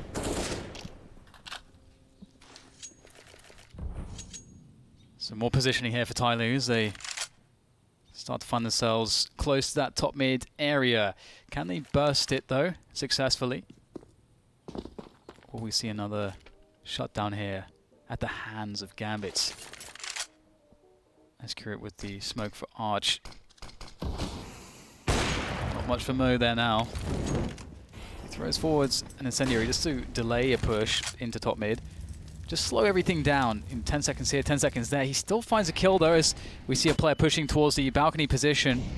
TyLoo showing their hand perhaps now. A lot of information going the way of Gambit to know that this push is coming. They've got 4 players to defend the A bomb site. Hobbit in this very close position on the cubby. The bait set up between him and Mo is going to be very strong. Mo just does not miss, and now Hobbit also good for it. Quick 2 from him, and that completely crushes the round again. TyLoo, James, they are getting crushed. Gambit have not taken a single point of damage in this round. And it is a 5 versus 1. That is quite something. Mo. Great play towards Arch. I think Mo is... I think Mo's died once. And I think he's hit almost every single shot except one. And I think he has 13, 12 or 13. I think it was like 12 and 15 or something at the start of this half. And now he's 22 and 16, I think. Yeah. So he has been just rocking TyLoo's world. If you imagine a lot of these frags he gets are, like every time they take a position, he gets a frag. Sometimes he peeks down mid, he gets a frag. This is before TyLoo have been able to exert proper pressure onto Gambit. Yeah, I think Mo is not on the top of the radar in terms of snipers at the moment, but he is shining for the time being. All of Gambit are a problem on this CT side for TyLoo. It's another round they have not won. 8 rounds in a row for Gambit. Now, they're only 3 rounds away. You do wonder, though, maybe just one round can shake the confidence. Because TyLoo, being already on 10 rounds, is a pretty good situation. And one player will be spotted charging towards Banana, so the alarm can be raised, but what can you do? The numbers game is here. Will they run through the Molotov? Captain Mo, for sure. Hobbit's got to try and conserve his bullets here. He's got 12 left. He's got 3 kills, though, so he's done a great job. And that may be enough to deny them. Oh, off the corner. Beautiful stuff. Excret going for a bomb plant, which will give them some bonus money, but they really have to win a round here. He's going to fall back into a more defensible position as he waits patiently now for these 3 remaining Gambit players to come in. Excret, we've seen incredible things from him. This needs to be another highlight reel as he faces up to this 1 versus 3, the bomb ticking away. First task is to finish that frag. A headshot perhaps could make itself available to him, but no, it's too late with these frags, and it will be Adren to clean him up as the defuse comes in a timely manner here from Gambit. They move 14-10. There has not been a single round still won by TyLoo in this half. What has happened to their T side, James? Where is their T side? I expected Gambit to be strong on their CT side. I did not expect them to win every single round. 100% success every rate. single round. But I think, partly it's round dependent. Some of the rounds, again, that push towards B, they just came out one by one, like they were taking a ticket. So could have been better on TyLoo's end. But some, I think, are just getting outplayed by Gambit with their setups and Mo on the AWP. Hobbit's play's been good as well. And again, getting more aggressive now, raising the temperature. Ooh, that was a close one. Hobbit saw a tease. Now, this might be too brazen. Unnecessary there. But, I mean, they won every round, so I can see them getting somewhat cheeky. But TyLoo were only 4 rounds away. So, if they get some momentum off this and win this round, you know, you don't want to get too aggressive here, Gambit. Because this can still go wrong. Yeah, that's the beauty of Counter-Strike. It's not done until it's done. It's always a chance. And so the game is over. And Dozier is looking to expedite that journey for TyLoo as they start to push top mid here with everyone that remains. All 4 players. Mo, though, again, just not missing at all unless he's flashed. And in goes TyLoo, trying to put pressure on this A-bomb site. There's 35 seconds to go. Mir dropping the defensive smoke by the pit position. Maybe it's a bit too deep, and Mo delivers once again. Mir doesn't even have to do anything. Mo with a second. Mir still in the pit though, but they somehow managed to get the bomb planted, almost default. There's another one gone, down to the 1 versus 1. Execute, he knows Mir's in the pit. Mir may have heard the reload, may know he's on the rifle. They've spotted him now. He's got a kit. He's got to go wide. If he plays tight, oh, he would have got a headshot, surely, but Execute's repositioned as well. They find each other, and finally, TyLoo get a round on the board. Again, they're only 3 rounds away, so I'm not really keen on a brazen play from Hobbit towards Banana, because if they had like 5 rounds, sure, but this gap is small. Doesn't matter if you've won every single round. You've got to keep your focus. It's definitely going to be very difficult at this point. You know, they've really been pushed to the limit on their Inferno game, and we'll see whether or not they can deliver more like that. Of course, that just went down to the 1v1 clutch. It'll be very difficult here for TyLoo to find their way back in. And as we're into the rounds here, into the game, let's jump back in, and we see the mid push coming in here from the CT side. Denied though, Bentet through the smoke. In fact, I have no idea how he found that one. The timing was hilarious. The timing was like he had the X-ray glasses on. Absolutely absurd stuff. And it's another early advantage in another round where Gambit have they been too aggressive. I mean, they're trying to take TyLoo by surprise, take them off guard. The game they were playing was so comfortable though, that I mean, it's easy to say in hindsight, right? Like, oh, it's gone wrong. Oh, you shouldn't have done that. But you wonder. You cannot help but wonder. Yeah, I mean, it's a basic logic rationale of if the other team struggles in the early and mid round to create opportunities, if you play aggressive, what you're doing is you're giving them an opportunity. Then you're not forcing them to solve that problem. So anyway, those just perhaps overstaying his welcome. Got to be very careful there. Gratuitous amount of jump peeking, and he's in a lot of trouble here. He's got to hit these frags. Smoke comes in the good timing, but he will be unable to defend himself as it's down to Mo. A rare miss in this game so far, but Mo is the player you want in this position. He is smoked off though. There's not too much he can do surely from this position. Actually a slight gap, but it's too risky to peek that by himself now. He's on his own. His teammates have not made any attempt to rotate. Why is he still here? Because their money's starting to run low. Bear in mind, it's like 6k plus for a CT buy. It's not as good as it looks. He has to hold on to this weapon. At this point, he is saving. But he could take a shot, fall back, and just because if he just runs away and hides in the corner, then TyLoo, there's a chance they could just hunt and close that distance a lot faster. But that's why he's hanging about here. But I don't know. I start to worry for Gambit now after such a great comeback and then taking the lead. I think I do wonder if there was some overconfidence in some of the plays we've seen, which have allowed TyLoo back into this game.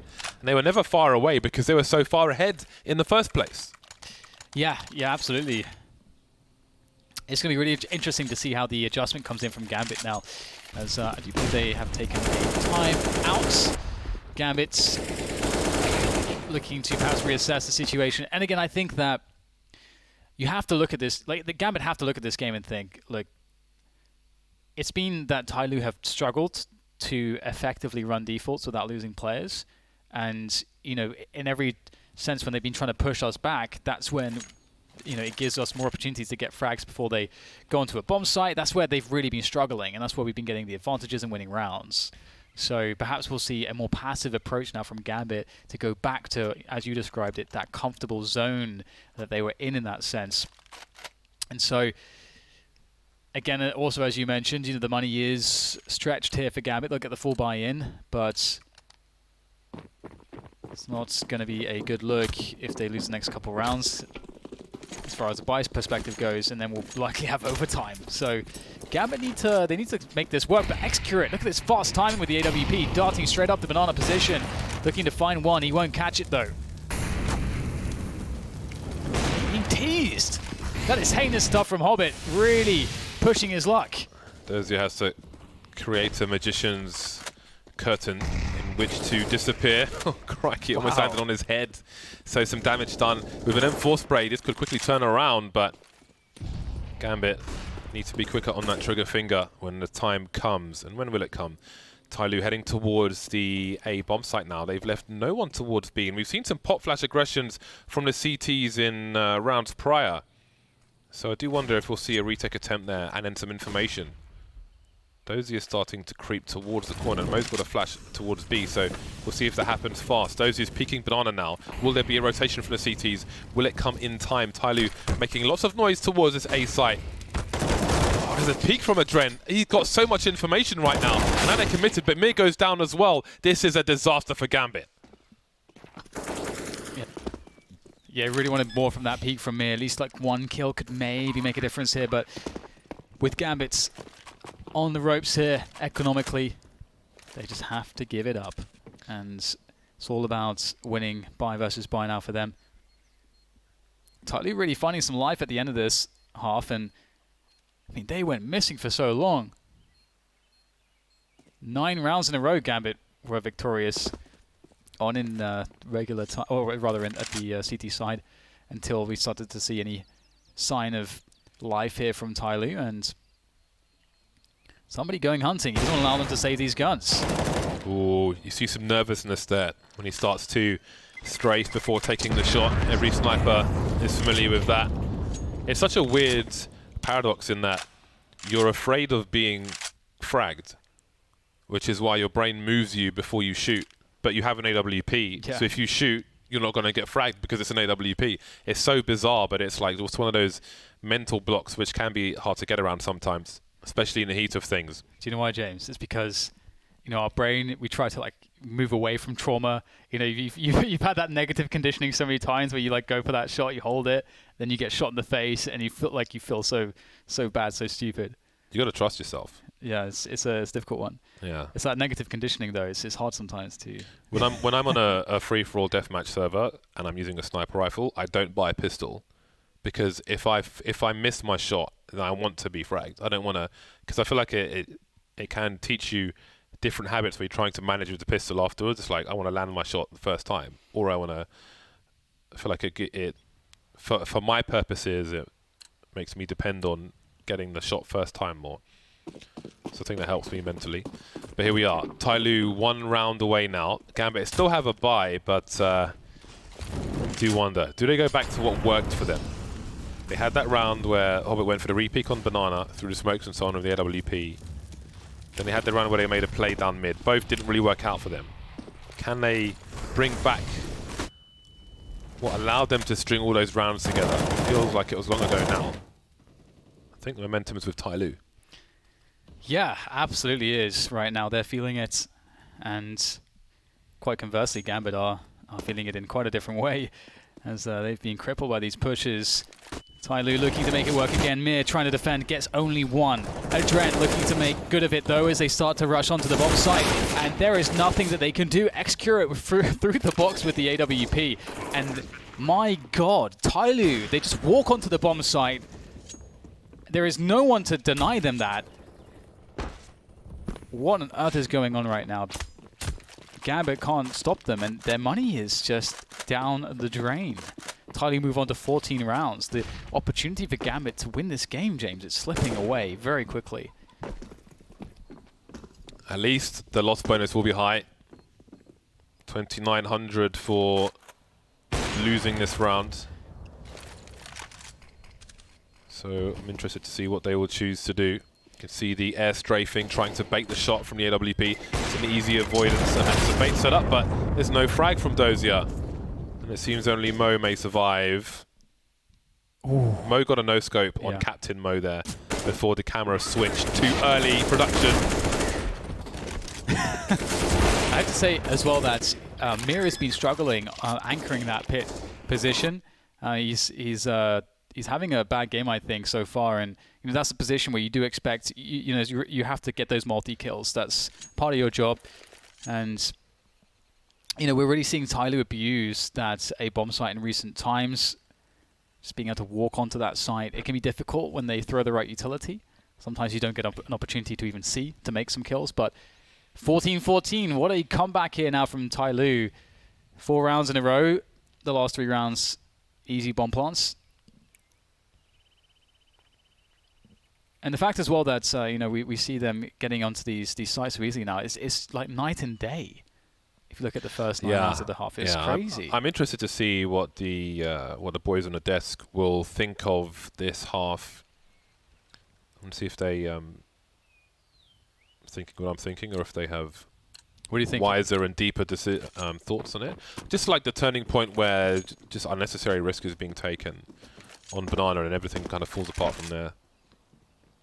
You haven't won until you've won.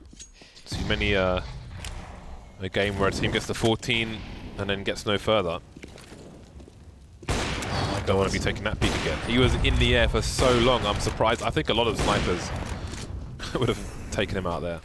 I think Excurate usually will hit that one too, and this is also another spot where you don't want people to be playing scared because you're like, oh my god, they're doing it, they're about to win. So you need your players to take the right peaks. You know, Mo, he needs to be confident, he needs to put himself in there. Mo's been playing really well with that AWP. He's got to get himself in position to continue to swing rounds for Gambit as this B push comes in. It looks like TyLoo are unrelenting. That's some good damage though with that UMP through the smoke. Hobbit with a boosted position, unchecked for, able to come off of it without taking really any damage. This is a great position for Gambit. Bomb not down just yet. They have no more smokes to replenish these, so they will fear. DD trying to hold the angle, so they'll commit to this. The longer they take to plant the bomb, the worse it gets. We've got the final two players rotating for Gambit. So much map control in construction, but it's about the frags. These AKs will be very dangerous. There's no Molotov or anything like that for Gambit. They have to go in there and frag out. They've got one flashbang. The HE could do something. They could smoke off Banana. You can see Gambit just waiting for it. BenTeT playing anti-flash. Two-man spray down for him. Doesn't matter about these Gambit plays in their positions. Those are the last one to fall. And that's match point TyLoo. Oh my god, just a story of just a big momentum switch here for TyLoo. Nothing works, nothing works. We're getting crushed. Oh, now we're winning the game. So it's just out of nowhere. And, you know, by the notion of that great first half that they had, they gave themselves enough time to get the machine working, to get the engine purring as it is now for TyLoo. And the money situation, what we're dealing with here. Gambit, they have an AWP onto Mo still, but it's going to be limited grenades, I think, and they will have less than optimal weaponry as far as the rifles are concerned. I see two M4s. We're going to see FAMAS is coming out. And yeah. Yeah, they are somewhat saved by the lost bonus. It gives them a fighting chance, but where has success gone? Where has it gone? TyLoo, they're looking to steal this one away. The thing is, though, James, it's all well and good getting to 15. You know, we've seen, you know, you can get to 15, but sometimes it seems like number 16 is a bit more difficult. So we'll see if TyLoo can achieve that as they have a decisive advantage moving in against Gambit here in the last round of regulation. Well then, yeah, after the way this half has gone, you do wonder if TyLoo will be overly cautious and maybe not make the right plays that in their gut they know is the right play. 5 players moving towards the A site with a minute 30 on the clock. And Sponge spoke about some of these plays. Few grenades and off they go with the numbers. And now Mo's got a shot towards a short position. Adren trying to do something from Arch, but he can't. And DD will have no fear and just charging through the smoke on Arch into that CT position, trying to cut off the rotation. Does he hit Hobbit? Apparently not, but he spots him just before he gets taken out. And now, what on earth do Gambit do? They have no presence towards Arch. We've got a wrap coming in. Somebody's in the balcony position, but he can't help his teammates because there's a smoke charging out on his own. And there's no trade. They're flying all over the place, but they're making it easy for Mo. That's a great third frag from him. The bomb's on the floor as well, and we might just be going to overtime. It's looking very likely. Excurate, he's got so much to worry about, and he can't do it. Just every single angle covered by Gambit, and the overtime is secured. Neither of these two teams really able to have that consistency that they need to take the match, and I have no idea which way this one's going to go from this point. Okay, so they tried to. That's massive from Mo. I have to say that's massive from Mo. Beautiful but series of frags. It seems that TyLoo tried to have the player jump out of the smoke from the balcony in sync with the players from Arch, who maybe just went at the. Well, no, I mean credit to Mo's positioning as well, only being exposed to one guy, but. Wow, that is quite the lifeline. They were in a really bad spot. But maybe there was one too many players in the Arch position. Perhaps they didn't want to have one player isolated on that short area. But Here we are, overtime. TyLoo will continue on the T side. And now I feel like the momentum's gone and everything's been reset. Not just literally, but like mentally, which is very important, especially with the start Gambit had in this half. Double ops though, it's a bold play. Lots of money invested. Adren and Mo on those Hobbits. Once again, used to receiving all this pressure. Trying to stay alive, and they know that he's not... Are they aware he's here? He's making a lot of noise. Indeed, it does get sprayed out through the smoke, and that's a big win for TyLoo. They spent a lot of utility, but they get a kill out of it, and they've denied positioning for Gambit. They forced a rotation from Adren, so it's a 2-2 setup now for Gambit. And TyLoo, they have the run of the map if they want it. It seems they won't completely exit the banana position, suggesting that they will be focusing towards the A site. However, look at the rotation of the CTs. Mir's making his way towards B, walking up Speedway, and Mo's gone to the arch position, so he's in for a close rotation, and he can keep an eye on top mid as well. Dozy for two-man spray down towards banana, though. Hasn't seen the bomb.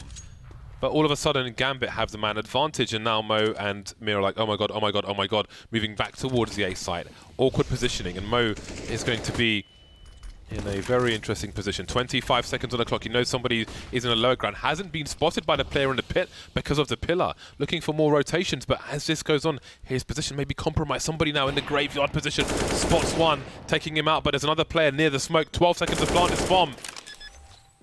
It will be planted in cover just before the grenade comes in. Now it's Xcurt's turn to have a look. Double scoped in, they'll be exposed to the second player.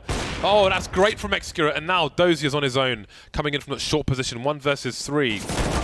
With the double AWPs bought at the beginning, you may wonder why he continued there, because they need the money. What? Okay, so Xcurt has really accidentally team killed his teammate. Yeah, I guess it's not a big deal for them, but what is a big deal is Dozier losing that M4 at the end. The 1 versus 3. When you buy 2 AWPs, you've got to think about that. Yeah, it's true. And they've got the double AWPs out again. Well, I respect it. I respect it. There's nothing left in the bank. You know, if they lose this round, that third round of this first half of overtime, it's going to be a little bit awkward. But we'll get to that when we get to it. Maybe they can avoid that situation with these 2 AWPs. I mean, if you think it's the best way for you to win the rounds, I completely agree with it. So we'll see if that's the case. Aggressive on apartments, but no default there, really running on through for map control through apps. So Gambit will be in a position where they don't necessarily have the right men in the right place. They've got to be careful. Hobbit has to be strong on this peak if he's going to hold this angle aggressively. What's the plan here for TyLoo? They're just sitting on banana. Gambit sitting 3 players in apps. Here comes the play into B. Grenades are out. There's a counter grenade from the CTs, and Hobbit may just have a gap, or perhaps not. We'll soon see. Yep, spots one player going past. But the T's can't really do so much behind the smoke, unless they want to pop flash through it. Dozier choosing to hold on to his Molotov. More grenades from the CTs. Now you'll sometimes see a CT in the pull position trying to avoid any spray down. Dozier can't get any more done, but he's still alive. Hobbit taken down on the site. Quick boost from the CTs as the T's try to move forward, looking towards the construction position. Dozier's reload may take them away from looking at Adren, and there's a trade from Dozier. Works wonderfully, leaving DD alone now versus 3, and there's Mo to finish things off. 3 plays survive, so crucial for Gambit because they bought within an inch of their economy in that round. They'll pick up an AK as well, 16 apiece. Yeah, that was a really important victory there for Gambit, avoiding a ruinous situation financially into this last run. In fact, giving themselves a good opportunity to actually go 17-16, perhaps. We are looking for the first team to 19 rounds now in overtime to take this, by the way.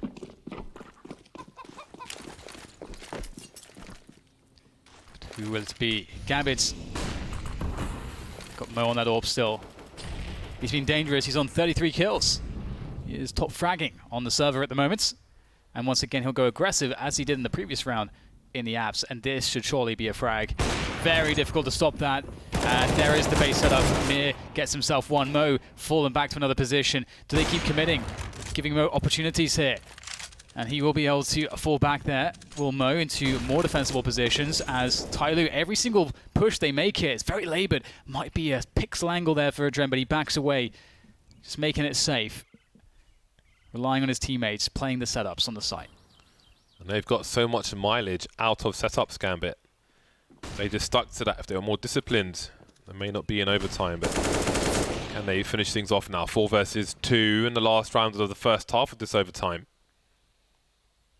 Now BenTeT, arguably the most crucial man for TyLoo. He's got to get more than 1 frag. 3 players on the site. Dozier still waiting on Banana. Even if he sees a oh, that's not what he wanted. There's a first player. He was in position to try and creep and find out where 2 players were, but maybe his teammate peeked a bit early, trying to support BenTeT. Now the double peek was ready, but it won't be needed. Gambit take a lead moving into the second half. This is kind of a crazy game. You know, if you, depending on which point you tuned in, you feel like that, you know, for example, if you tuned in like midway through the second half, you think, okay, well, you know, Gambit winning this game. If you tuned in the first half, you think, okay, well, TyLoo definitely winning this game. Just because of the nature of how the rounds were won, one team just looked like they were very dominant and the other team had no answer at all.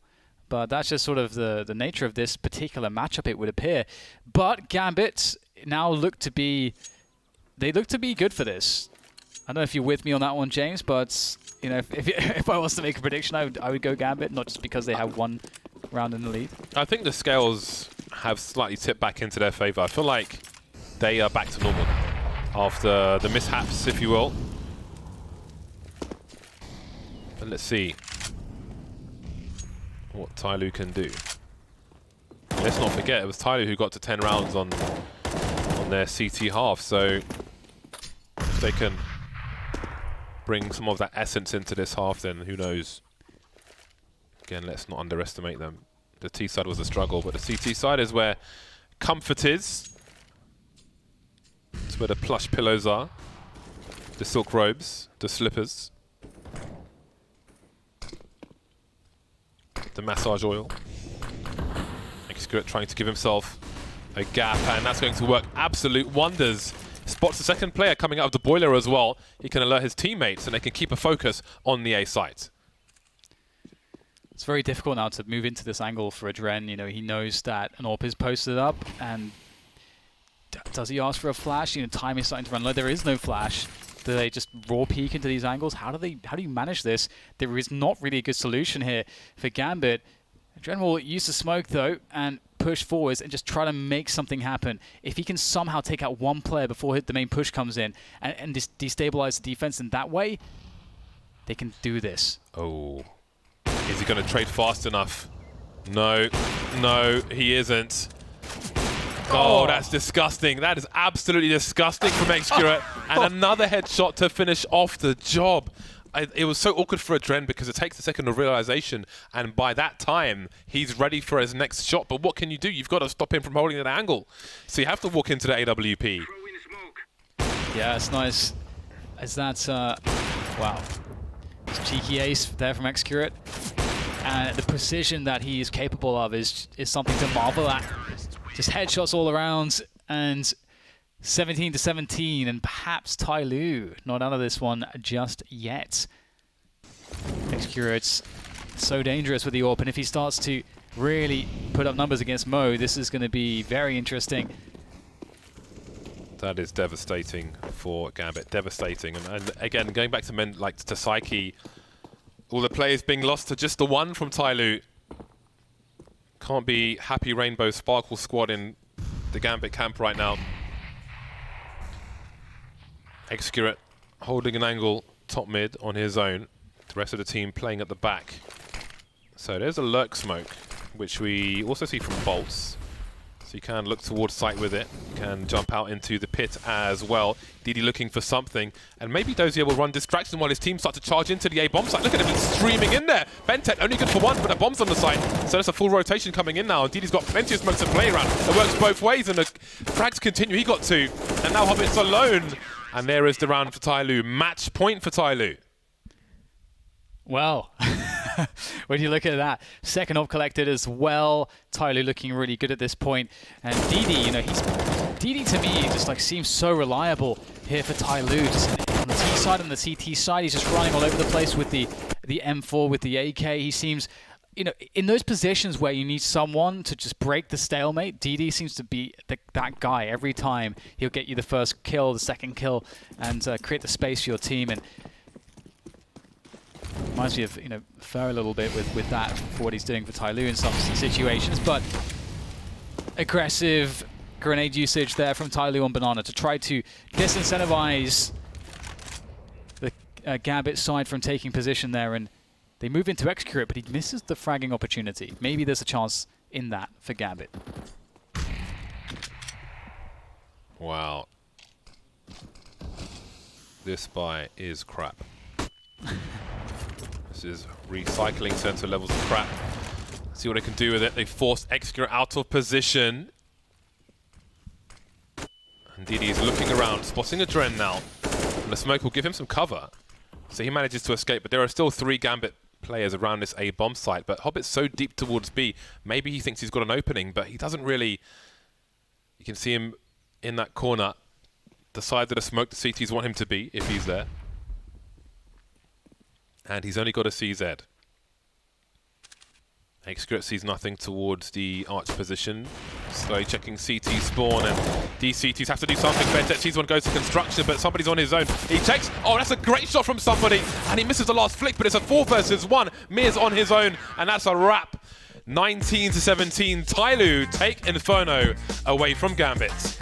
Oh, what a roller coaster. So many ups and downs for both teams, but it seems as though TyLoo will be the ones to start this major off for themselves with a better note than Gambit, who absolutely will be feeling like they were left in the wind there, left high and dry, because they had multiple opportunities to win that game.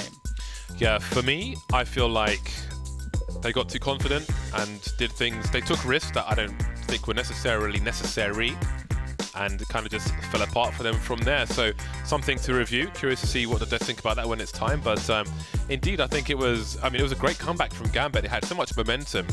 But I think if they kept their discipline and just kept doing what was working, they looked pretty strong. They were winning the rounds with confidence. Yeah, sometimes it's a funny one, isn't it? Because it's like it just gets boring sometimes. Oh, we're just doing the same thing all the time and winning, you know, a bit boring. Let's do something cool. Let me get some style points. Yeah, we have the confidence like it's a game winning. of Peggle. Yeah, that's, as you say, like that is a point that could perhaps be brought up by the analysts. But it is an interesting start for TyLoo. I mean, we saw on display there some of the skill that they have. I think that there's a lot of data there for any teams who might be playing against them in the future in this tournament to really look at and understand how to deal with their Inferno, because I'm pretty certain Inferno will come up again in a TyLoo game. So there's stuff to work with there. Time will tell. Parla is on the match floor with the winners. I am James indeed, and I'm going to grab Hazel BenTeT. You guys are so loud in game, and it's only the start of the tournament. Is that energy going to be able to continue throughout? Yeah, I mean, we play so hard because I think you guys all know that TyLoo have communication issues, so that's why I try my best to make the Chinese guy understand what I say and execute. Also, sometimes he do the same thing to make us understand what are we gonna do this round, especially this side. And yeah, I think this match is really crazy. We suddenly make it back from 14-10, I guess. I think we still have a communication issue, but I believe we can make it go through to the playoff. Yeah. Before we get into the details of the match, then in that sense, with regards to communication issues, when you guys understand something good is happening or you have a chance of winning a round, and you guys can all communicate in a way that you understand by being loud and being positive, does that bring the team close together? Yeah, of course. Being loud, being loud is not mean like I call the negative words to them. I just try to make them understand what I'm thinking, what Execute thinking. So we all have same page as a team, right? But we still have to working on this because I think it's not perfect. Now let's go back to the first half. You guys got the start that you needed, 10-5 on that CT side. But when we were watching it, Daps did mention that he's seen that your T side can sometimes struggle on Inferno. Did you feel that here because you end up going into a deficit into that second half? Actually, I have a good game plan in my mind, but I just can make. It's hard to make all the 5 guys understand what my game plan is in the middle of the game. So even we already briefing before the game because it's hard to communicate in the middle of the round. Like when I'm blind or when they molly us, it's hard to like, can you smoke my molly, because I don't have timing to smoke my molly. Something like that. Some details like that is that we miss a lot. So yeah, I think we're gonna watch this demo and work for a better game next game. Now, you started off here at the Major with a 1-0 score in our Swiss format. However, you did have to go into overtime. Does that mean in a way that this could have gone better? Sorry? So you've got the win here at the start of the Major, but you had to go into overtime. Could this have been better? I mean, win is a win. We take it. We just hope for the best next game. I really hope we can make it to the FACEIT Major. Yeah, and final question before we head back to the studio. You guys recently at DreamHack Masters and Zotac didn't have the results that you guys wanted. Gambit have also been struggling. Was this the right opponent at the start of the tournament? I mean, Gambit is a very confident team. We cannot underestimate them because they're really confident in their aim. They just speak, they just rush sometimes. So we take a win against Gambit is really important for us to make us more confident for the next game. So I'm really happy. Awesome, Bentet. Always a pleasure to speak to you. Best of luck into the rest of the tournament. Alex, what do you guys think of that matchup? I mean, I just can't help but talk about Bentet. The fact that this man has 30 frags and is trying to get everyone on the same page and is speaking 2 languages and is not only that, he's in-game leading. Honestly, I'm just flabbergasted that someone can do so much whilst fragging. I mean, we say in-game leadership's tough. Try doing it in 2 languages at the same time. He's getting a lot done against a top-tier opponent, and you have to look at this TyLoo side. No one was really lacking in any regard. You know, everyone had their moments. Everyone did what they needed to do, and that's what you need, though, is Bentet and Xcure to stand out as the stars, and they definitely did. This man on your screen right here, though, Mo, was doing everything he possibly could. 36 kills for him for the Gambit side of things, but both of these guys had really weak T sides. What do you make of that game, Zeph? Yeah, to talk about the T sides, I honestly thought Gambit was going to win the game. I thought they looked better overall. But TyLoo's CT side is just too good. All of them, I think, are better individually, at least currently. And you saw it with Xcrit here with the ace. Yeah, that was gorgeous. And I mean, let's not forget, it was basically like Mo's round and Xcrit's round, just perfect summary of those 2 AWPers who really did put the teams on their back at times. Yeah, I don't want to, I never really look at stats and I paint a negative picture about someone, but Mir is a player who we thought was going to be a star of the CIS region, and he was playing an anchor position over towards that A bomb site, making some very dicey decisions when the attacks came in over there, and he only had 11 kills. So if he had converted a couple, could have been a Gambit victory. Yeah, and Chad, something you wanted to talk about was the pressure on the economy early. Now, I think we've selected a couple of clips to help you explain this. Yes, Patrick has put together a nice little video for us here to demonstrate. Now, normally in these kind of matches, it's a bit more clear. You win pistol, maybe you don't get, maybe even if you get four spot, you still convert. This was very back and forth. You can see here how close these rounds were. It was a game where it was lots of afterplant situations, lots of rounds where people had to step up and have multi-kills. And as we get to the scoreline 7-3, the 2 opening kills do go in the favor of TyLoo. Looks like it should be a round. They've started to build their economy, build their bank. But Hobbit's going to grab 3 kills of his own. They're going to win this afterplant situation and break the economy here of TyLoo. Now, the reason that I wanted to point out that flow of rounds was because even though the scoreline was 7-3, Gambit were continuing to keep pressure on the economy, continuing to get the bomb down, making sure that they could be a threat in this game. As soon as they broke that economy, I felt, oh, there's a really good chance for Gambit to run away with it. And as we're about to see with the screenshot popping up, just 1 round has absolutely devastated the money situation for TyLoo. Here it is. Look at it. It's in the bin. 7-3 was the scoreline. They lose 1 round, and just because of how close it was kept, that's all over. Yeah, that's insane. The fact that, like, when we talk about, what's the term that we can use on broadcast? Money screwed? Yeah. Money screwed, yeah. Money ducked. You can have a 7-3 lead and still get money screwed on one misstep. Yeah, it's just because of the lead up to that, right? It was so close to all those afterplant situations. And we were talking about this. There was 1 round in that second half as we were getting closer to overtime. Was that 1 missed smoke I know you were talking about? Yeah, the missed smoke by Mir, I believe, on the retake, that would have pushed Gambit over the edge to win. But it was just so sloppy. I think it was a 4 versus 5. It's very, very doable, but it just didn't kind of come together there. I do want to hear your insight as well, Daps, on TyLoo's play style, because I always talk about it on the desks, and I think for me it finally clicked when we were watching in chat, and Chad was like, yeah, they do this every round. Like, it was just 4 people waiting by a banana wall, and they just waited, and then there was a smoke, and then they waited by the smoke. And then they keep throwing nades, and then they just wait. And I'm just, I don't see that Counter-Strike anywhere else. So it's kind of like what BenTet said in the interview you just did with Paula, is it's hard for him to communicate everything he can. So I think it was like 12-10. You kind of saw them, they threw an arch smoke to take mid control. It was very delayed. And then they go into like an arch wrap. One guy peeks arch with no flash. His teammate comes 3 seconds later, can't trade. He gets killed from the cubby and arch. So you see like there's a lot of confusion, and I think that's why they have to sort of play that 4-1 5-man just like contact sites, because it's a lot easier. It worked for them though. That's the thing, right? The fact they're able to pull a victory away when they were doing the default, that's an information game. All your players need to relay to the in-game leader what's going on across the map so you can make the most concise call. When communication's an issue, all you have is contact plays and hoping you can trade and hoping someone can grab a 3K. But what blows my mind is they're beating teams like Gambit. Gambit no slouch. You're beating teams like Gambit when you can't really communicate and you're having to make accommodations in your strategy because of your absence of communication. You're still picking up wins, and when they did, we'll bring up those updated standings for you so you can see exactly what's happening if you've just joined us for the FACEIT Major. Day 1, and already 3 games under our belt in about 6 hours. We've managed to get 3 games done. We're picking up pace though, as the overtime victory for TyLoo is now locked in. So that's 1-0. Your winners so far have been Rogue, NIP, and TyLoo. The next one, and pun absolutely intended, is a big game though.